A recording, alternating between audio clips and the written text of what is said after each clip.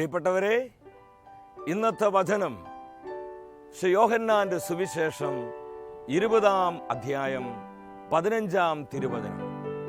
യേശു അവളോട് ചോദിച്ചു, സ്ത്രീയെ, നീ എന്തിനാണ് കരയുന്നത്?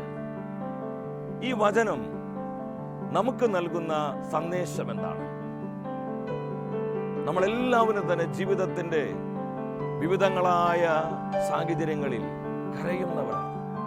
മക്കളെ ഓർത്ത് കരയുന്ന മാതാപിതാക്കൾ, ജീവിത പങ്കാളിയോർത്ത് കരയുന്ന ഭാര്യ ഭർത്താവ്, മാതാപിതാക്കളെ ഓർത്ത് കരയുന്ന മക്കള്, വിട്ടുമാറാത്ത രോഗങ്ങളെ ഓർത്ത് കരയുന്ന രോഗികളായവരെ, ഭാവിയോർത്ത് കരയുന്നവരെ, ജീവിതത്തിന്റെ വിവിധങ്ങളായ തകർച്ചകളെയും ദുരിതങ്ങളെയോർത്ത് നിലവിളിക്കുന്നവരെ. ഇന്ന് നമ്മെ നോക്കിക്കൊണ്ടാണ് കർത്താവ് ഈ ചോദ്യം ചോദിക്കുന്നത്, നീ എന്തിനാണ് കരയുന്നത്? പ്രിയ സഹോദര സഹോദരി, നമ്മുടെ കരച്ചിലുകൾ നിർത്തി കർത്താവിൻ്റെ വാക്കുകളിൽ പൂർണ്ണമായി നമുക്ക് ആശ്രയിക്കാം. നമ്മുടെ ജീവിതത്തെ എന്താണ് അസ്വസ്ഥമാക്കുന്നത്? അതെന്തുമാകട്ടെ, യേശു ക്രിസ്തുവിനത് പരിഹരിക്കാൻ കഴിയും. പൂർണ്ണമായും ആനന്ദത്തോടെ ദൈവവചനം നമുക്ക് തരുന്ന ഉറപ്പിൽ വിശ്വസിച്ചുകൊണ്ട് നമുക്ക് പ്രാർത്ഥിക്കാം.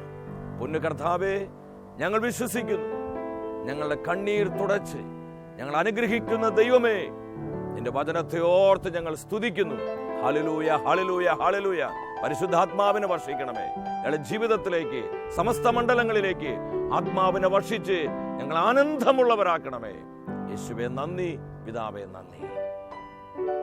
നീ എന്തിനാണ് കരയുന്നത്? കർത്താവ് നൽകുന്ന ഈ ആശ്വാസം സ്വന്തമാക്കി നമ്മുടെ ജീവിതത്തിൽ ആനന്ദത്തോടെ മുന്നേറാം. ഈ വചനത്തിന്റെ സമൃദ്ധിയാൽ നമ്മെ പൂർണ്ണമായും കർത്താവ് അനുഗ്രഹിക്കട്ടെ.